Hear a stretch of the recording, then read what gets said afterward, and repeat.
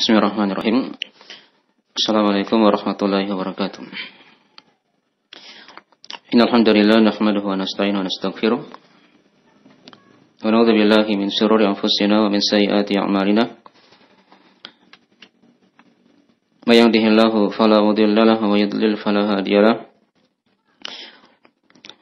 Asyhadu an la ilaha illallah wa la syarika lahu. Wa asyhadu anna Muhammadan abduhu wa rasuluh. Sallallahu alaihi wa alihi washabbihi wa man tabi'ahum bi ihsan ila yaumiddin amma ba'd. Ma'asyiral ikhwani wa akhwati fillah, azani Allah wa iyyakum rahimani wa rahimakumullah. Pada pagi hari ini insyaallah taala kita akan membaca dari satu ayat dari surah Al-Baqarah, masih dari penjelasan tentang masalah ayat-ayat seputar bulan Ramadan. Dan itu ada ayat di surah Al-Baqarah ayat ke-121. Jadi nanti lihat di surah Al-Baqarah di mushaf ya. Ayat 121. Baik. Di situ ada penjelasan tentang sifat orang-orang yang membaca Al-Quran. Dan sekaligus penjelasan tentang keutamaan dari orang-orang yang membaca Al-Quranul Karim. Ya, dari perkara yang sudah dimaklumi kan, misalnya bulan Ramadan, dia merupakan bulan diturunkan padanya Al-Quran. Ayat yang sudah kita sering mendengarkannya. Syahrul Ramadan alladzi unzila fihi al-Qur'an. Bulan Ramadan adalah bulan yang diturunkan padanya Al-Qur'an. Jadi hendaknya seorang dia bersifat dengan sifat-sifat para pembaca Al-Qur'an.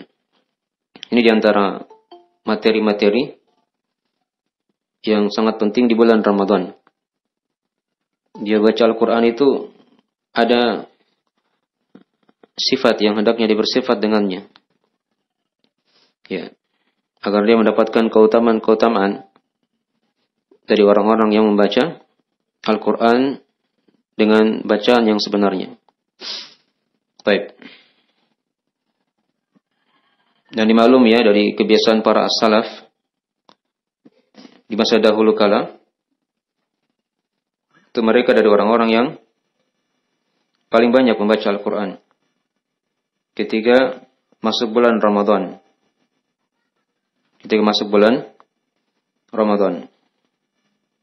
Ya. Ada nukilan dari Syekh Ibnu Utsaimin rahimahullahu taala. Ya. Beliau menjelaskan dari sebagian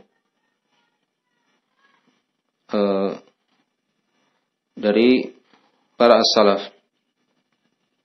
Bahkan Nabi sallallahu alaihi wasallam sendiri juga dimaklumi ya. Dari hadis yang sudah kita baca dari Ibnu Abbas kemarin juga. Nah, beliau setiap malam itu didatangi oleh Jibril alaihissalam untuk dicek hafalan beliau oleh malaikat Jibril. Dan itu terjadi di bulan Ramadan. Tidak terjadi di malam-malam yang lainnya. Jibril turun setiap malam ya, pada bulan Ramadan. Nah, diterangkan dalam riwayat Imam Muslim, sebagian juga dalam riwayat Al-Bukhari. Ya, dikatakan oleh Ibnu Abbas, anna Jibril qala wa huwa inda Nabi sallallahu alaihi wasallam, hadza babun. Ya, type atau bukan ya? Bukan hadis itu.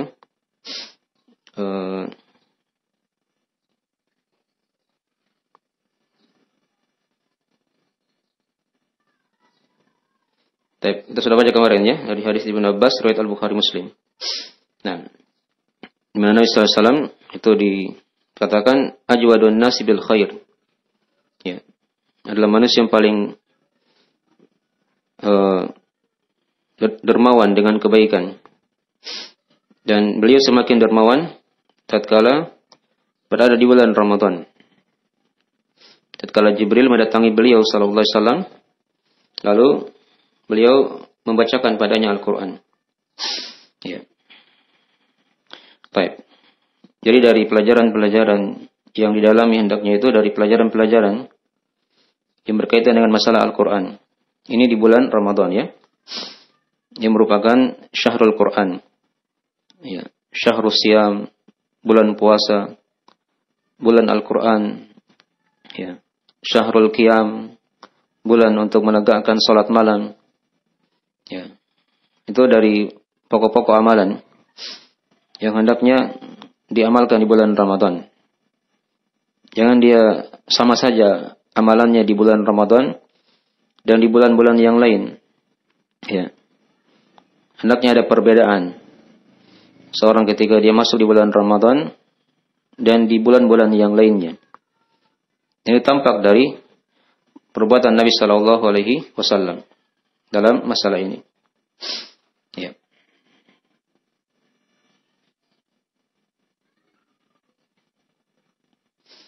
Dan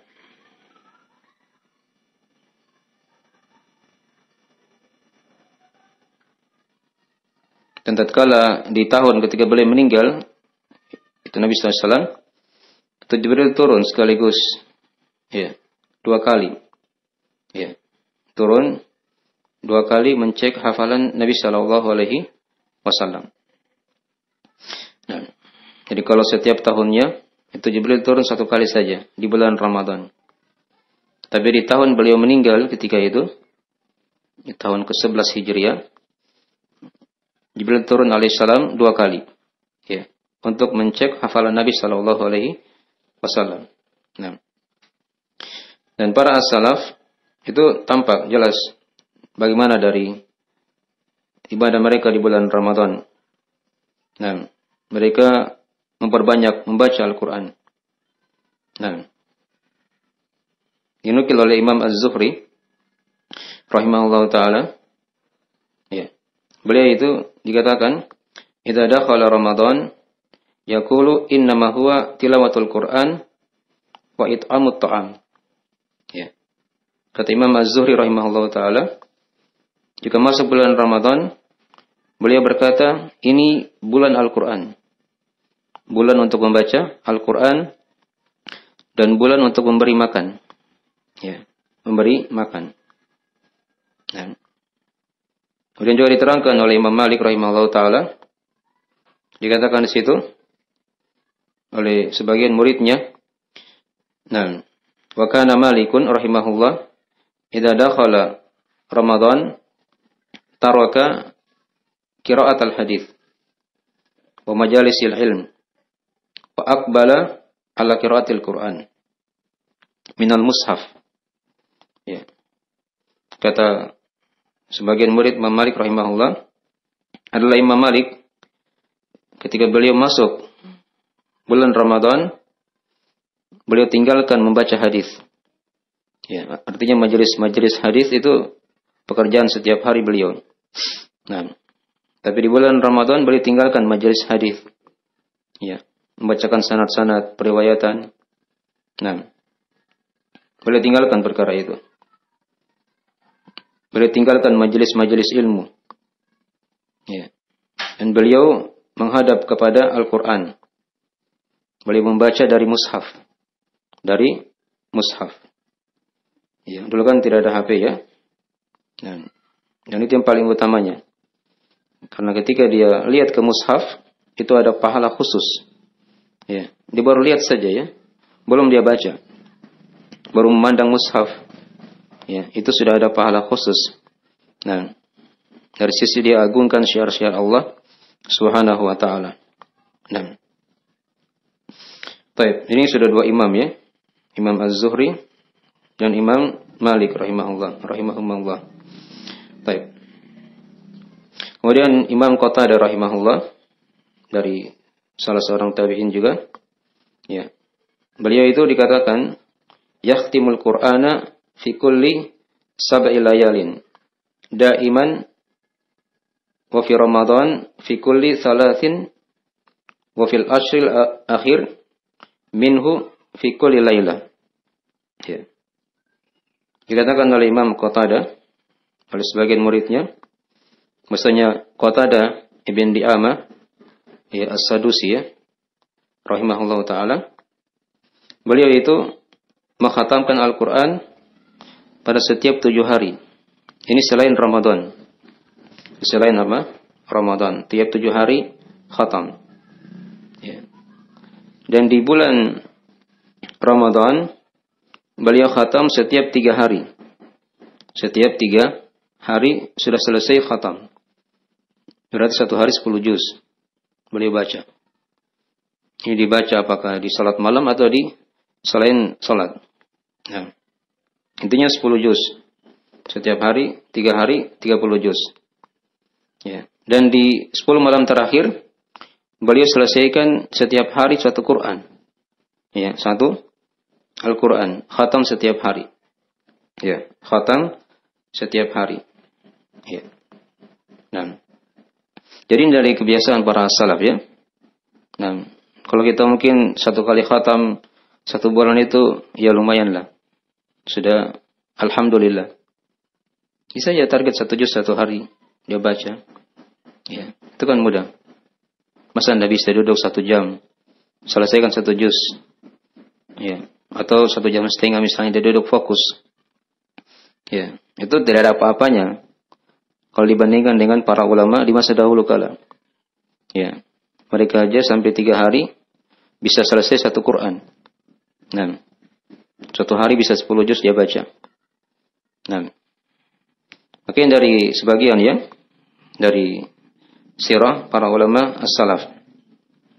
Yang ada yang kita mencontoh mereka. Jadi kalau ngaku salaf, ngaku salafi seperti itu. Ya, contoh para ulama salaf. Bukan hanya sekadar pengakuan saja di lisan, tapi perbuatannya berbeda dengan apa yang dicontohkan para ulama as-salaf. Baik. Ayat yang kita akan baca adalah ayat di surah Al-Baqarah di surah 21. Nanti lihat mushafnya ya. Lihat dari mana terjemahannya juga. Dan kita akan terangkan tafsir ayat tersebut secara ringkas. Diterangkan oleh Allah Subhanahu wa taala dalam Al-Qur'an di surah Al-Baqarah ini, A'udzu billahi minasyaitonir rajim. Alladzina atainahumul kitaba yatlunahu haqqa tilawati. Ulaika yu'minuna bihi. Wa may yakfur bihi fa ulaika humul khasirun. Nah, terjemahan dari mana ayat? Semuanya orang-orang yang membacanya. Ya. Alladzina atainahumul kitaba. Ya. Semuanya orang-orang yang kami beri mereka Alkitab. Yatlunahu haqqa tilawati. Mereka membacanya ya, dengan sebenar-benar bacaan. Nanti kita akan terangkan sebentar apa makna ayat. Ulaika yu'minuna bihi. Mereka itulah orang-orang yang beriman dengannya. Wa may yakfur bihi fa ulaika humul khasirun. Dan siapa yang ingkar, yang mengkafiri, yang kafir kepada Al-Qur'an ini atau kitab Allah, maka mereka lah orang-orang yang merugi. Ya, mereka lah orang-orang yang merugi. Ya. Dikatakan di sini alladzina atainahumul kitaba. Orang-orang yang kami beri mereka Alkitab. Di sini ada beberapa penafsiran ya di kalangan ahli tafsir. Dan Ibnu Abbas berkata, ayat ini turun pada ahli Safinah.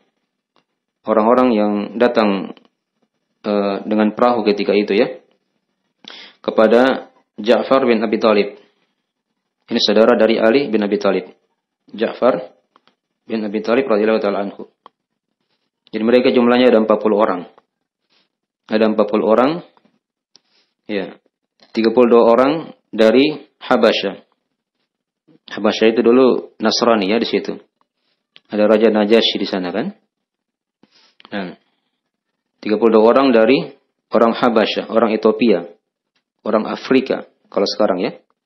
Nah, mereka datang kepada Ja'far bin Abi Thalib. Sementara 8 orang lainnya itu dari rahib orang-orang Yahudi. Rahibnya orang-orang Yahudi. Ya. Jadi semuanya 40 orang. Kata Ibnu Abbas. Kata Ibnu Abbas. Nah. Tapi rahib tadi dari Syam ya, dari Syam. Ya, dari Syam. Ya, Syam sekarang masuk Palestina, Suriah, itu Syam ya. Albania. Nah, itu dari daerah Syam sekarang ini. Dari situ datang 8 orang pendeta atau rahib dari Yahudi. Bergabung mereka dalam satu perahu. Yang jumlahnya ada 40 orang tadi. Baik, untuk menemui siapa? Ja'far bin Abi Thalib radhiyallahu ta'ala anhu. Nah, jadi mereka membaca di situ kitab mereka. Ya. Jadi si Habasyah tadi ini dia baca Injilnya. Ya. Ada juga Yahudi dia baca Taurat. Ada juga yang mengatakan mereka ingin membaca Al-Quran. Mereka ingin masuk Islam. Ya, ada beberapa penafsirannya dalam masalah ini. Nah. Kemudian juga dikatakan oleh sebagian ulama yang lain, alladzina atainahumul kitaba yatlunahu haqqa tilawati. Orang-orang yang kami beri mereka Alkitab, itu kata sebagian ulama dari Ad-Dhahhak, mereka adalah orang-orang yang beriman dari kalangan Yahudi. Nah, dari kalangan Yahudi. Di antaranya di situ Abdullah bin Salam. Ya. Abdullah bin Salam dimaklumi ya. Beliau sahabat Nabi SAW. Dulunya dari Yahudi. Nah, dari Yahudi. Ya, dan beliau sebutkan di situ beberapa nama-nama sahabat yang lainnya yang masuk Islam ketika itu. Nah. Dan juga ada yang mengatakan alladzina atainahumul kitaba, orang-orang yang kami beri mereka Alkitab, itu mereka adalah para sahabat Nabi sallallahu alaihi wasallam yang diberi mereka kitab Al-Qur'an. Ya. Yang diberi kepada mereka kitab Al-Qur'an. Ya. Jadi dari 3 penafsirannya di kalangan para ulama.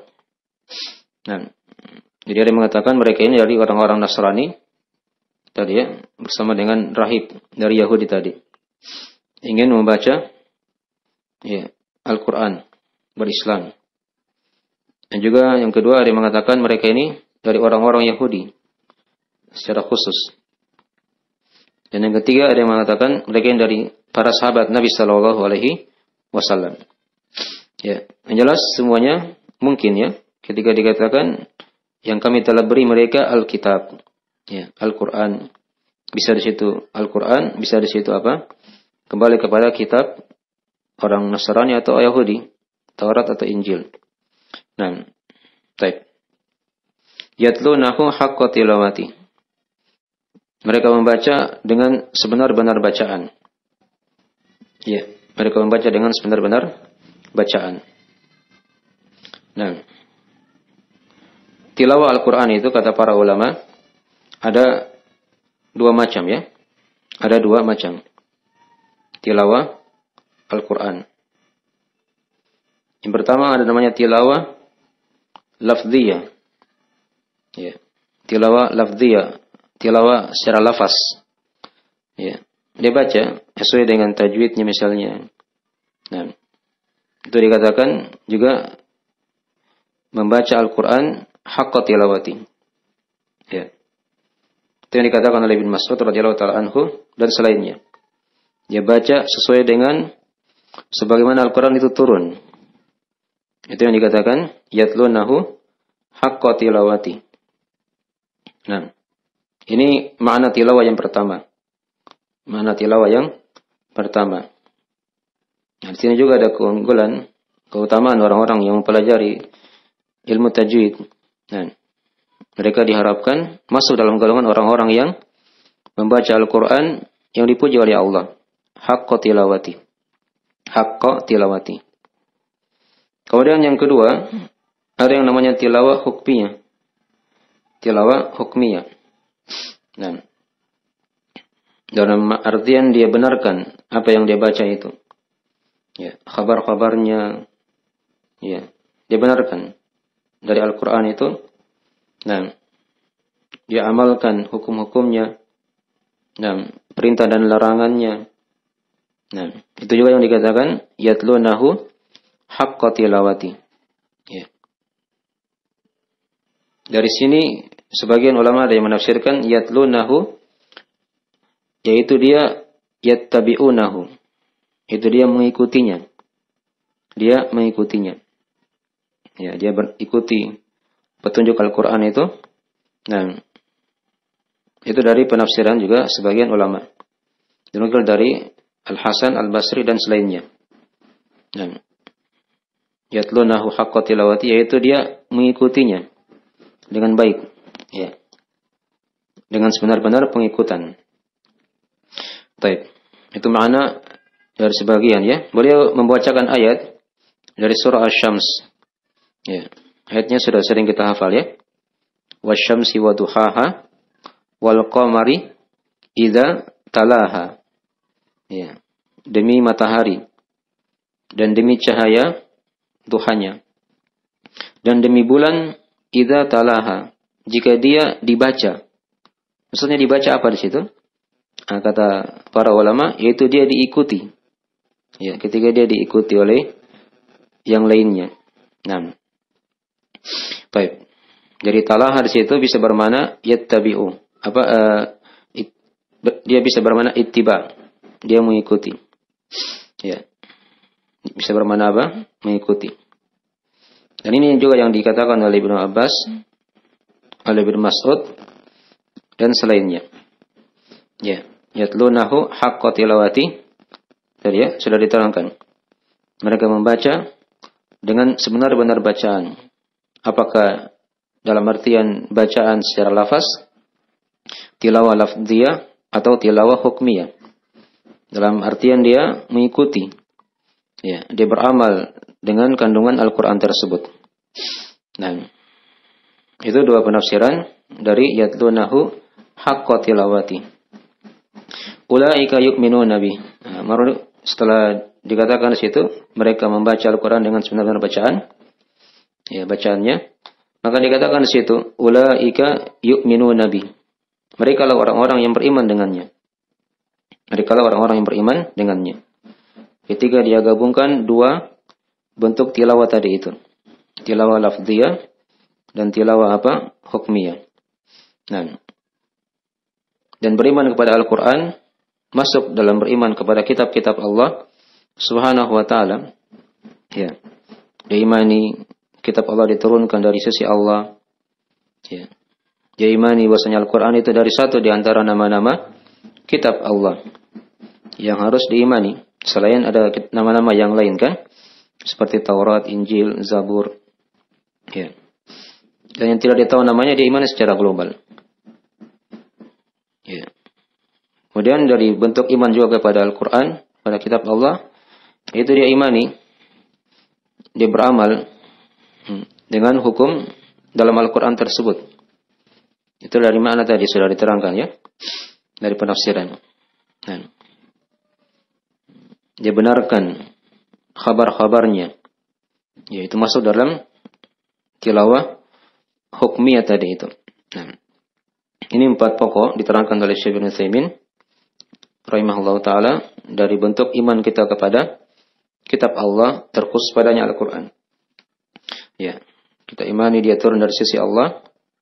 Yang kedua kita imani nama-nama dari kitab tersebut. Ya, masuk padanya Al-Quran atau yang lainnya.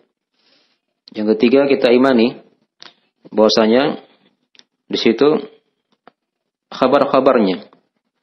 Kita imani akan khabar-khabar dari Al-Quran itu. Ya. Dan yang keempat kita beramal dengan hukum dalam Al-Quran tersebut. Ya. Kita beramal dengan hukum dalam Al-Quran tersebut. Dipaham ya? Jadi dari mana yu'minu nabi, beriman dengan Al-Quran itu. Dan wa may yakfur bihi fa ulaika humul khasirun. Dan siapa yang mengingkari Al-Quran itu atau kitab Allah, dan apakah dia ingkari satu huruf saja, tidak boleh diingkari ya. Karena kafir kepada satu huruf dari Al-Quran itu sama dengan dia mengkafiri seluruh Al-Quran. Ya, satu ayat, ya, satu surah misalnya. Nah, makanya dari hal yang hendaknya kita hati-hati dalam masalah itu. Seluruhnya datang dari sisi Allah Subhanahu wa taala, Anda boleh diingkari. Anda boleh diingkari satu huruf pun dalam Al-Qur'anul Karim. Ya. Misalnya ada alif lam mim. Dibilang oh bukan alif lam mim itu. Hanya lam mim saja. Dia ingkari alif. Ini kafir. Ya. Karena dia ingkari satu huruf dari Al-Qur'an. Nah. Dan juga dari makna wa may yakfur bihi, orang yang mengingkari Al-Qur'an, diterangkan oleh sebagian ahli tafsir juga, yaitu dia merubah Al-Qur'an tersebut atau dia rubah kitab Allah itu. Ini yang terjadi ya di orang-orang Yahudi. Ya, di masa dahulu kan mereka itu merubah Taurat. Di orang-orang Nasrani juga seperti itu, merubah Injil. Ada yang mereka hapus ayat rajam misalnya di kitab Taurat. Ya, itu dari kebiasaan orang-orang Yahudi yang menyimpang di masa dahulu. Nah, maka tidak boleh seorang dia merubah sebagian dari kitab Allah masuk padanya Al-Qur'anul Karim.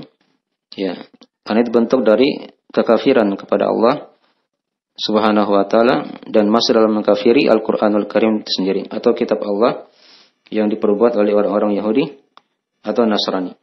Nah. Baik. Wa may yakfur bihi fa ulaika humul khasirun. Ya, dan siapa yang mengingkarinya maka merekalah orang-orang yang merugi. Mereka itulah orang-orang yang merugi. Ya, di sini kerugian dengan kerugian yang besar tentunya ya. Karena dia masuk dalam kekafiran. Dalam kekafiran keluar dari Islam. Ya, kekafiran kepada kitab Allah dan kepada agama Allah itu merupakan bentuk kekafiran yang seorang itu bisa dikatakan murtad dari agama. Baik, jadi dari mana ayat secara global ya? Alladzina atainahumul kitaba yatlunahu haqqa tilawati.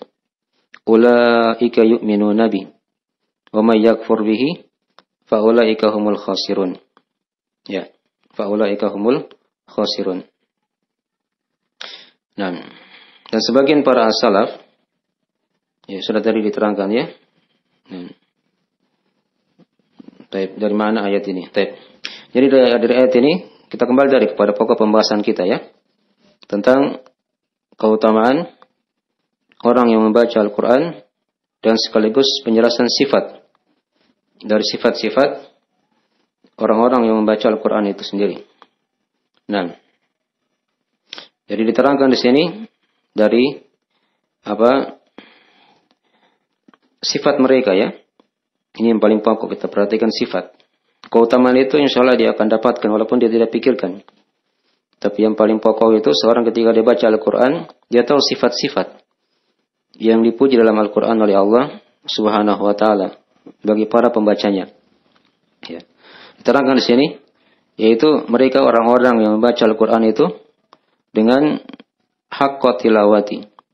Ya, apakah bermakna tilawah lafziyah tadi yang sudah diterangkan atau tilawah hukmiyah? Nah, dipahami ya? Itulah yang dikatakan orang yang punya sifat dalam membaca Al-Quran. Dia tegakkan dua sifat tadi itu. Ya, dia tahu cara baca Al-Quran itu. Dia belajar tajwid. Dan yang kedua, dia amalkan apa yang dia baca itu. Jelas ya? Ini dari makna atau dari sifat yang pertama. Dari sifat para pembaca Al-Quranul Karim. Nah, dari sifat para pembaca Al-Quran Al-Karim. Baik. Alladzina atainahumul kitaba yatlunahu haqqa tilawati. Ulaika yu'minuna bi. Nah, ini sifat yang kedua. Sifat yang kedua dari orang-orang yang membaca Al-Quran itu mereka punya keimanan. Ya, mereka punya keimanan kepada apa yang dia baca itu. Kita kan baca Al-Quran. Ya, hendaknya kita punya keimanan kepada Al-Quran. Bagaimana cara kita beriman kepada Al-Quran? Sudah diterangkan tadi kan? Ada 4 poin oleh para ulama. Ya. Ini dari ayat ini digabung 2 sifat tadi ya. Bagi sifat-sifat para pembaca Al-Quran. Dia gabungkan dua makna tilawah. Dan yang kedua tadi, dia beriman kepada Al-Quran tersebut. Nah, baik. Itu dari sifat ya. Orang-orang yang membaca Al-Quran hendaknya diamalkan perkara ini. Apalagi di bulan Ramadan, itu hendaknya hadir dari sifat-sifat yang kita terangkan tadi itu ya. Agar dia semakin dekat dengan Al-Quran. Bukan sekadar dia baca saja. Tapi dia baca, minimal dia paham makna terjemahannya. Kalau mungkin dia belum paham tafsirnya, minimal dia paham makna terjemahannya. Ya, agar Al-Quran itu memberi pengaruh kepada apa yang dia baca tadi itu. Ya, baik. Kemudian sifat yang lain lagi, bisa kita tambahkan di sini ada beberapa ayat-ayat yang lain nanti ditulis ya. Ada sifat yang ketiga dari sifat orang-orang yang membaca Al-Quran. Ya, itu diterangkan di surah Al-A'raf ayat 204. Tulis ayatnya ya, nanti dicek nanti di Al-Quran. Di surah Al-A'raf ayat 204. Tadi kan sudah dua sifat ya. Yang membaca Al-Quran, dia hubungkan dua tilawah, dan yang kedua dia beriman dengannya. Ya, sifat yang ketiga dari sifat para pembaca Al-Quran, yaitu ketika dia dibacakan padanya Al-Quran, dia diam. Ya, dia diam. Itu ciri orang yang membaca Al-Quran. Ketika dia dibacakan padanya Al-Quran, dia diam. Bukan dia diam menghayal, tidak, tapi dia diam, dia dengar apa yang dibacakan padanya Al-Quran itu. Misalnya ada orang lain ya, yang bacakan sama dia misalnya Al-Quran. Maka dia diam di situ. Dia tidak bicara, tapi dia diam. Itu diterangkan di surah Al-A'raf ayat 204. Kata Allah Subhanahu wa taala, "Wa idza quri'al Qur'anu fastami'u lahu wa ansitu la'allakum turhamun." Dan jika dibacakan pada kalian Al-Quran, maka dengarkanlah Al-Quran itu. Nah, diamlah kalian. Jadi disuruh mendengar dan disuruh diam. Ya, la'allakum turhamun. Agar kalian dirahmati. Agar kalian apa? Dirahmati. Jadi ini sifat ya, dari sifat-sifat para pembaca Al-Quran. Jadi ketika mereka dengar ayat Al-Quran dibacakan, apakah ada orang yang baca atau dia dengar dari merotol, dia dengarkan ayat itu. Ya. Kalau bisa dia cari ayat surah apa yang dibaca ini. Nah, dan dia dengarkan. Dan dia diam. Dia diam. Baik. Ini dari sifat juga ya, yang hendaknya kita amalkan. Jangan ada yang baca Al-Quran, ada yang lain bicara juga sama temannya yang lain. Ya, itu bukan adab ya dalam terhadap Al-Quranul Karim. Ya, kalau dia tidak ingin dengarkan itu ayat, dia matikan. Baru dia ingin bicara sama yang lain, bicara. Jangan dia campur. Dia putar Al-Quran juga, dia bicara juga sama yang lainnya. Sama teman yang lainnya misalnya. Baik. Kemudian di antara sifat yang lain lagi diterangkan oleh para ulama dari ayat-ayat Al-Quran. Ini ayat di surah Al-Anfal. Ayat yang kedua ya. Ya. Dari sifat yang keempat, dari sifat para pembaca Al-Quran, ini masih berkaitan dengan ketika dibacakan padanya Al-Quran juga. Ya.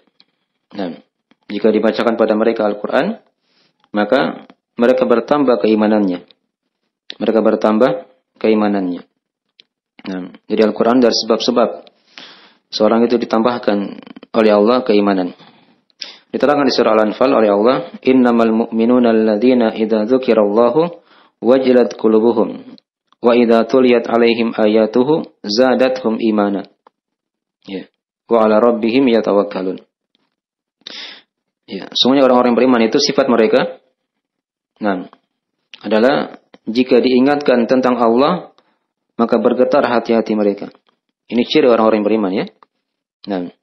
Dan jika dibacakan kepada mereka ayat-ayat kami, ya, ayat-ayat Allah, maka zadathum imana, maka bertambah keimanannya.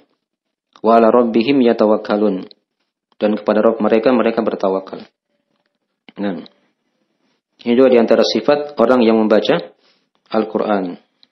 Jika dibacakan padanya ayat Allah, itu hendaknya bisa menambah keimanannya. Bisa menambah apa? Keimanannya. Kemudian yang berikutnya lagi dari sifat yang kelima, ya, dari sifat para pembaca Al-Qur'an, ya, apa yang dia baca itu hendaknya dia amalkan dalam salat. Ya, hendaknya dia amalkan dalam apa? Dalam salatnya. Bukan sekadar dia baca saja, dia hafal saja, tapi dia tidak salat misalnya. Ini bukan sifat daripada pembaca Al-Qur'an. Jadi apa yang dia baca itu dia amalkan. Dibaca ya dalam salatnya. Nah, agar hal itu bisa menjadi hal yang memperkuat hatinya. Itu diterangkan di surah Al-Isra ayat 78 sampai 79. Terangkan oleh Allah Subhanahu wa taala, "Aqimis sholata liduluki syamsi ila ghasaqil laili wa qur'anal fajr. Inna qur'anal fajri kana mashhuda. Wa minal laili fatahajjada bihi nafilatan lak. Asa ayyab'atsaka rabbuka maqaman mahmuda." Nah, kata Allah, tegakkanlah salat.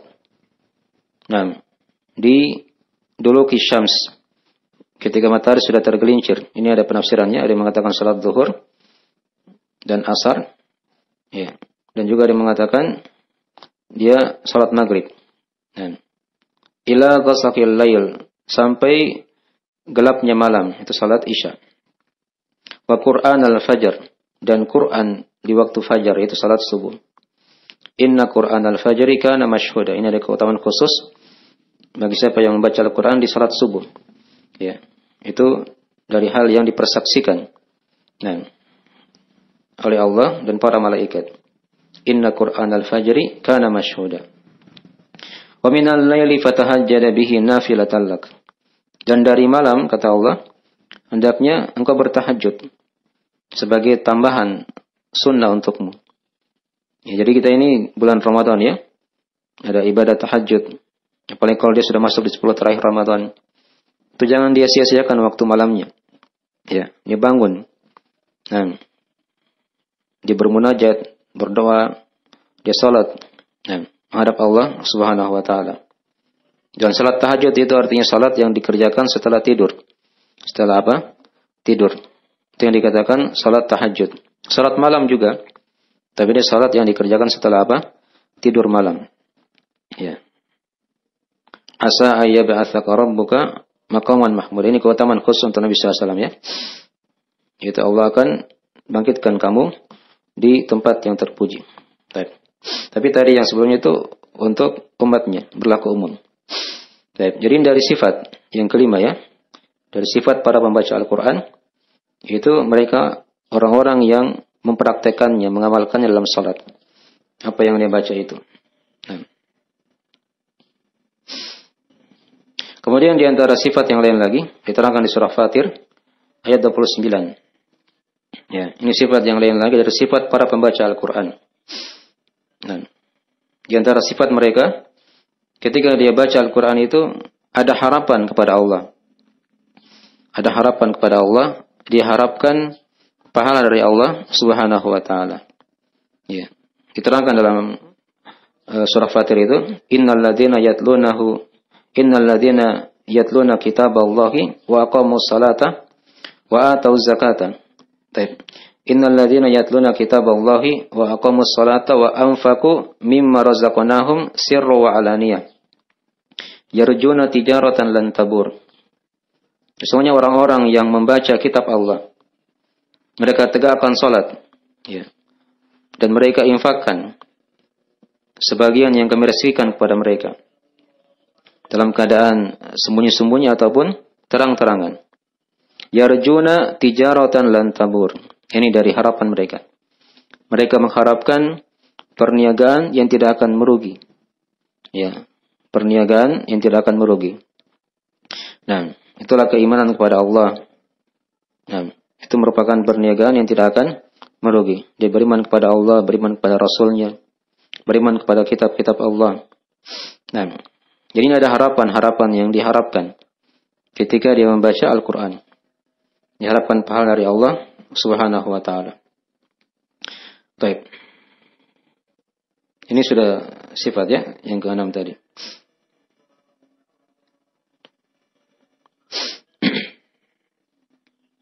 Jadi ketika dia baca Al-Quran, ada harapan yang diharapkan dari Allah Subhanahu wa ta'ala.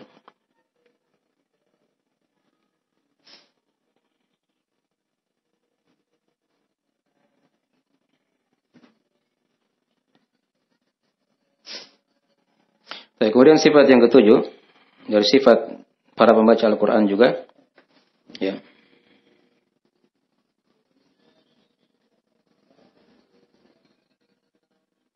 Ya, di antara sifat para pembaca Al-Quran, mereka ini ketika dia membaca Al-Quran, tapi tidak semua kadang dirasakan ya. Itu kalau dia pahami makna ayat yang dia baca tentunya.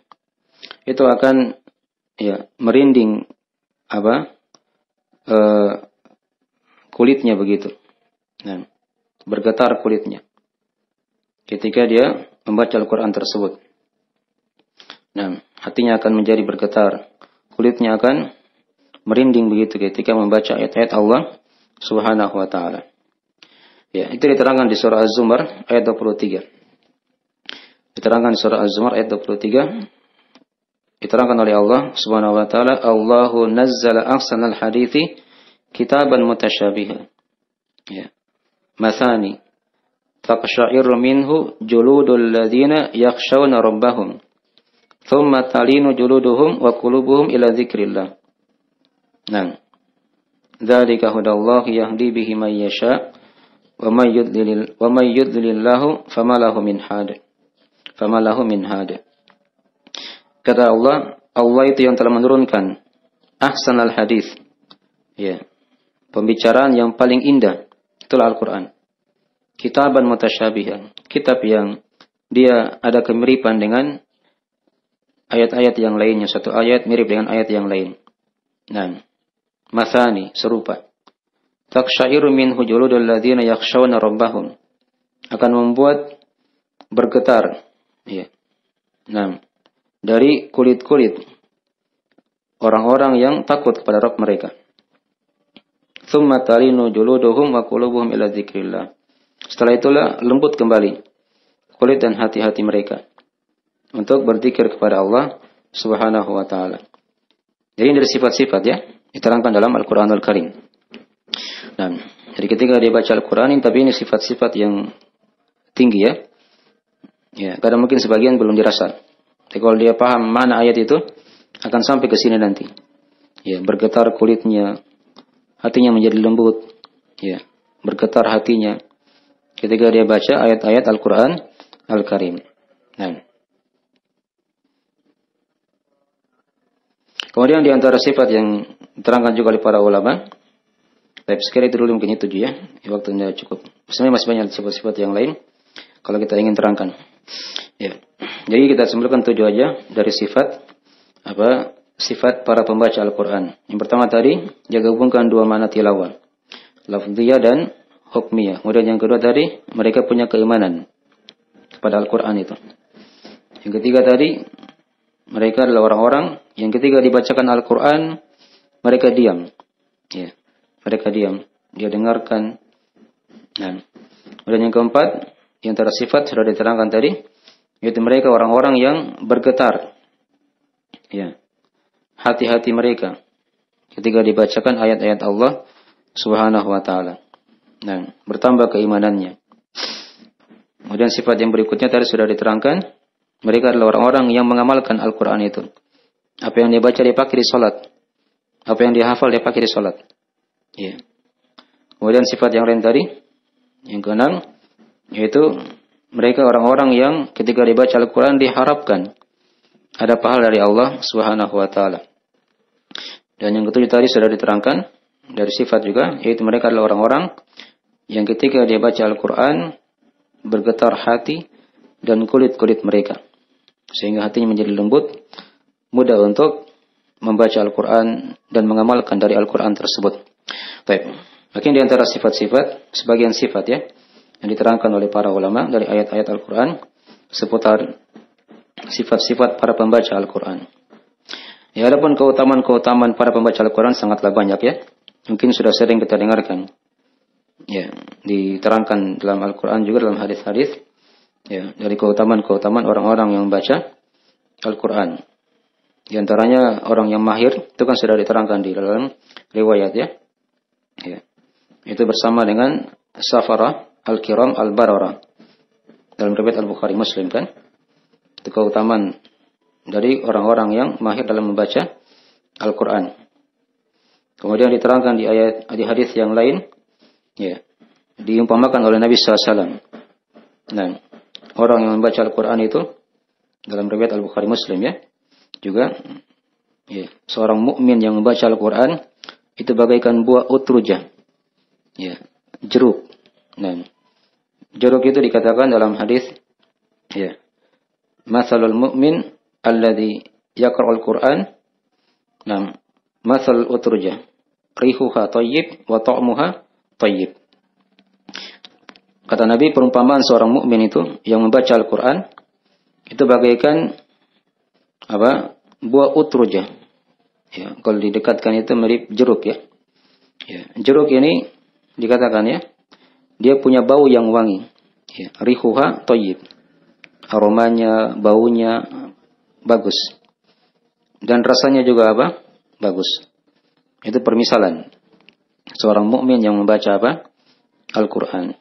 Dan ada lagi hal-hal yang lain diterangkan dalam hadis itu ya. Nabi bandingkan lagi bagaimana kalau dia orang munafik dan seterusnya panjang. Tapi kita fokus pada masalah tadi saja itu. Baik. Kemudian di antara dari keutamaan juga yang lain, dari keutamaan orang-orang yang membaca Al-Quran, nah, dia akan dapatkan dari syafaat Allah pada hari kiamat nanti. Ketika dia sering membaca Al-Quran. Apalagi kalau dia menghafalkannya. Itu diterangkan dalam riwayat Imam Muslim ya. Kata Nabi SAW, Iqra'ul Quran. Fa'innahu ya'ti yawmal qiyamah syafi'an li ashabi. Bacalah Al-Quran. Ya, disuruh baca aja. Tidak berat. Cukup dia belajar tajwid, sudah bisa dia baca, dia baca. Ya. Karena Al-Quran itu akan menjadi pemberi syafaat pada hari kiamat kepada para pembacanya. Kepada para pembacanya. Tapi ingat tadi ya, dia gabungkan ketika dia baca itu, dia gabungkan dua makna tilawat tadi itu. Lafdiyah dan hukmiyah. Nah, itu yang paling sempurna dalam masalah itu. Ya. Jadi Al-Quran itu ada sebab syafaat. Nah, orang yang membaca Al-Quran, Allah akan beri syafaat dengan Al-Quran tersebut pada hari kiamat nanti. Baik. Kemudian di antara dari keutamaan lagi yang lain dari orang yang membaca Al-Quran, yaitu mereka akan menjadi sebaik-baik manusia yang hidup di masanya. Nah, itu diterangkan dalam riwayat Al-Bukhari. Kata Nabi SAW, khairukum man ta'allama al-Qur'ana wa 'allamah. Sebaik-baik kalian, kata Nabi, adalah orang-orang yang mempelajari Al-Quran dan dia mengajarkannya. Ya, dan dia apa? Mengajarkannya. Dia akan menjadi orang yang paling terbaik. Ya, ketika dia punya Al-Quran. Ketika dia punya apa? Al-Quran. Nah. Jadi dari sebagian ya, dari keutamaan-keutamaan orang-orang yang membaca Al-Quranul Karim. Ini kita fokus pada para pembacanya ya. Ya, kita belum dibahas yang lain lagi. Dari keutamaan Al-Quran. Ya. Ini kita fokus kepada para pembaca saja. Nah, sudah sedemikian banyak keutamaan-keutamaannya. Ya. Nah. Ya. Kemudian diterangkan juga dari keutamaan yang lain lagi. Dari keutamaan para pembaca Al-Quran. Ya. Mereka akan mendapatkan ketinggian derajat. Di dunia dan di akhirat. Di dunia dan di akhirat. Adapun di dunia Allah tinggikan dia. Diterangkan dalam riwayat Imam Muslim. Kata Nabi SAW, Inna allaha yarfa'u bihadal kitabi aqwaman. Wa yadwa bi akharin. Sesungguhnya Allah akan angkat suatu kaum dengan kitab ini. Dengan Al-Quran ini. Dan juga merendahkan dengan Al-Quran ini kaum yang lainnya. Ya. Itu ketinggian di dunia. Ya. Dan juga di akhirat juga bisa dipahami seperti itu. Adapun di akhirat ada hadis yang lebih khusus lagi. Yang menjelaskan tentang ketinggian mereka. Ya. Itu diterangkan dalam riwayat Abu Daud. Di mana kata Nabi SAW, Iqra. Ini dikatakan para pembaca Al-Quran di hari kiamat nanti ya. Para pembacanya, para penghafalnya. Kata Nabi SAW, yuqalu li sahibil Quran, Iqra, warqa, warattil, kama kunta turatil fid dunya. Fa inna akhira manzilatik inda akhiri ayatin taqra'uha. Ya. Kata Nabi SAW akan dikatakan nanti kepada para pembaca Al-Quran. Para sahib, ini sudah kita terangkan di pelajaran yang lainnya.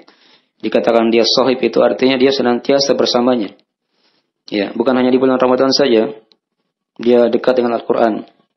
Tapi di bulan-bulan yang lain juga seperti itu. Dikatakan sahib, sahabat. Ya, dipahami ya? Dia tidak hanya baca saja, tapi dia hafalkan, dia amalkan. Itu yang dikatakan apa? Sahib Al-Quran. Nah, disuruh naik nanti pada hari kiamat. Ya, disuruh baca dulu. Naiklah. Ya, disuruh baca, disuruh naik. Ya, kama kunta turatil fi dari dunia. Ya, nah sebagaimana kamu baca di negeri dunia ketika itu. Karena akhir kedudukanmu nanti di sorga adalah sejauh ayat yang kamu baca. Ya, sejauh ayat yang kamu baca. Itulah akhir kedudukan dia di sorga Allah Subhanahu wa Ta'ala. Ini saya kira dari sebagian ya, dari keutamaan-keutamaan para pembaca Al-Quran. Ya, mas banyak ya kalau kita ingin terangkan lagi yang lainnya. Tapi di sini mungkin tidak bisa kita bahas semua dari pembahasan-pembahasan itu. Ya. Nah, cukuplah ada perkataan yang sangat indah ya dari Al-Hasan Al-Basri rahimahullah ta'ala. Beliau pernah berkata, diterangkan oleh Imam Al-Baghawi dalam Sharh Sunnah. Kata beliau rahimahullah ta'ala, nah, fadlul Quran ala sa'iril kalam kafadlillahi ala ibadihi. Ya. Kata beliau, keutamaan Al-Quran itu di atas seluruh pembicaraan manusia. Ya. Itu sama dengan keutamaan Allah di atas hamba-hambanya. Di atas apa? Hamba-hambanya. Bisa kita bayangkan keutamaan Allah di atas hamba-hambanya. Ya. Tidak bisa dibayangkan kan? Nah, seperti itulah keutamaan Al-Quran di atas seluruh pembicaraan-pembicaraan manusia. Ini menurut Al-Hasan ya, rahimahullah ta'ala. Ya. Betapa mulianya Al-Quran itu. Tidak bisa dibandingkan dengan bahasa-bahasa yang lain dari manusia ini. Ya, bahasa Al-Quran itu lebih mulia. Diibaratkan oleh para ulama sebagaimana keutamaan Allah, kemuliaan Allah atas hamba-hambanya. Atas hamba-hambanya. Nah, mungkin dari sebagian ibarat-ibarat dari para ulama yang menjelaskan tentang keutamaan Al-Quran tersebut. Tapi segera dari sebagian pembahasannya yang bisa diterangkan dari dua pembahasan seputar keutamaan Al-Quran, keutamaan para pembaca Al-Quran, dan penjelasan apa dari sifat-sifat orang-orang yang membaca Al-Quran tersebut. Tapi segera dari itu pembahasan kita, semoga ada manfaatnya. Tapi silakan kalau ada yang tidak dipahami ditanyakan sebelum kita tutup. Bisa dikirim lewat chat Google Meet-nya ya. Baik, ada sebagian keutamaan juga yang lain. Sebentar ya, kita jawab pertanyaan. Terangkan oleh sebagian ulama dari keutamaan para pembaca Al-Quran itu, di mana mereka itu akan dijaga oleh Allah dari kepikunan. Dari apa? Dari pikun di hari tua. Ini diantara keutamaan ya, diterangkan oleh sebagian ulama. Jadi dijaga oleh Allah dari pikun, dari penyakit pikun ya. Ya. Itu diterangkan dalam Al-Quran. Sebagian mereka ada yang memakai ayat apa? Tsumma radadnahu asfala safilin illa alladziina aamanu wa 'amilus shalihati falahum ajrun ghairu mamnun. Kemudian kami akan kembalikan dia di derajat yang paling bawah. Itu diantara penafsirannya katanya ada pikun di situ ya. Dikembalikan kepada umur yang paling jelek di masa tua. Jadi ini terbukti, memang terbukti ya. Coba kita lihat para ulama ya. Itu para ulama itu di masa tuanya itu mereka tidak pikun. Mereka tidak apa? Tidak pikun karena mereka itu hafal Al-Quran. Ya. Mereka baca Al-Quran. Jadi dijaga oleh Allah Subhanahu wa ta'ala. Beda dengan orang-orang yang tidak punya bacaan Al-Quran, apalagi hafalan. Itu lihat aja di masa tua. Kadang mereka bisa pikun. Tidak kenal lagi siapa anaknya, siapa saudaranya. Ya, tidak tahu lagi orang-orang. Itu diantara keutamaan juga. Dari keutamaan para pembaca Al-Quranul Karim. Ya, kemudian juga sudah dimaklumi ya, satu huruf Al-Quran itu kan dari sebab pahala. Ya. Kata Nabi kan, man qara harfan min kitabillah falahu hasanah wal hasanatu bi asyri amsalihah. Siapa yang baca satu huruf dari Al-Quran, maka dia dapat satu kebaikan. Satu kebaikan ini dilipat gandakan menjadi 10 kebaikan oleh Allah. Jadi alif lam mim itu kata Nabi bukan satu huruf, tapi dia 3 huruf. Alif 1 huruf, lam 1 huruf, mim 1 huruf. Jadi 30 kebaikan dia sudah dapatkan. Jadi baru membaca apa? Alif lam mim. Ya, belum dia baca satu ayat misalnya, satu halaman. Yang paling dibaca 1 juz. Itu dari sebab-sebab pahala yang sangat banyak. Baik. Jadi ini sebagian lagi tambahan-tambahan dari keutamaan-keutamaan orang-orang yang membaca Al-Quranul Karim. Baik. Kita lihat tadi di situ ya, di pertanyaan yang masuk di Google Meet.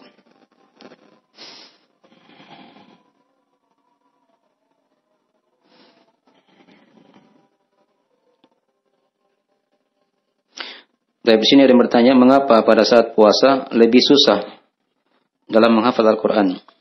Apakah karena dalam keadaan lapar sehingga bisa seperti itu? Karena di waktu yang lain untuk suatu surah bisa dihafal sesuai target, tapi di saat puasa bisa lebih lama waktunya. Dari itu untuk bisa mungkin. Ini hanya terjadi pada sebagian orang saja ya, pada sebagian orang. Nah, mungkin kalau di awal-awal dia menghafal seperti itu mungkin. Karena dia belum merasakan apa? Kelezatan dari membaca Al-Quran dan menghafalkannya. Jadi memang ketika dia menghafal dalam keadaan lapar, itu susah masuk. Tapi kalau kenyang, itu gampang masuk. Ya, terisi perutnya. Ini kadang dirasakan pada awal-awal. Pada awal-awal dia menghafal. Nah, jalan keluarnya dibiasakan saja dulu. Tadi sudah diterangkan kan sifat-sifat para pembaca Al-Quran. Diberi sifat dengan sifat-sifat itu, insya Allah akan dimudahkan oleh Allah. Ya. Walaqad yassarna al-Qur'ana lidzikri fahal min muddakir. Dan sungguh kami telah mudahkan Al-Quran. Ya. Maka Allah mudahkan Al-Quran ini. Baik dalam keadaan puasa atau tidak puasa. Kalau adapun tadi terjadi pada sebagian orang seperti yang ditanyakan di sini, itu hanya pada sebagian orang saja. Ya. Bahkan sebagian ulama, bahkan kebanyakan ulama, justru di saat puasa, di bulan Ramadan, itu mereka lebih giat membaca dan menghafal ya, Al-Quranul Karim. Tadi kan sudah kita singgung sedikit ya, dari kisah para imam, Imam Malik. Itu mereka baca kadang di sholat, dihafal begitu. Nah, di muraja, diulangi hafalannya. Kadang lebih mudah dihafalkan ketika dia dalam keadaan apa? Kosong perutnya. Itu kalau dia sudah sampai pada derajat merasakan kelezatan dari ibadah itu. Itulah pentingnya kita pelajari dari fikih amalan hati. Ini sudah kita singgung juga di sebagian pelajarannya. Saat puasa itu kan ada fikih-fikih amalan hati yang dihadirkan. Seperti dia ada kesabaran, ada keridhaan, ada kesyukuran, ya, ada ketawakalan kepada Allah. Intinya jangan bersandar pada dirinya sendiri. Ya. Dia berusaha, tapi usahanya dia serahkan kepada Allah. Itu kan tawakal namanya. Dia serahkan kemudahan itu kepada Allah. Jangan dia bersandar pada dirinya. Diri kita ini tidak ada apa-apanya. La haula wa la quwata illa billah. Tidak ada daya dan upaya kecuali hanya dari Allah. Jelas ya? Dan jadi kalau kita berpatokan pada diri kita, itu akan kita binasa nanti. Ya, oleh karena itu di antara zikir pagi dan petang yang kita diajarkan oleh Nabi, itu apa? Di antara lafaznya, wala takilni ila nafsi tarfata ain. Dan jangan engkau wakilkan diriku, wakilkan aku pada diriku sendiri, kata Nabi. Walaupun sekejap mata. Walaupun sekejap apa? Mata. Jadi ketika dia menghafal seperti itu. Jelas ya? Jangan dia berpatokan pada kecerdasannya saja. Pada otaknya. pada kemampuan pikirannya, tidak. Tapi dia senantiasa ada harapan kepada Allah. Dimudahkan. Tadi kan sudah kita bahas. Itu diantara trik ya. Diantara metode dalam menghafal saat berpuasa. Saat apa? Berpuasa. Dianggap Al-Quran itu mudah. Jangan dianggap susah. Jangan dianggap apa? Susah. Karena Allah kan sudah terangkan. Walaqad yassarna al-Qur'ana lidzikri. Ya. Dipahami ya?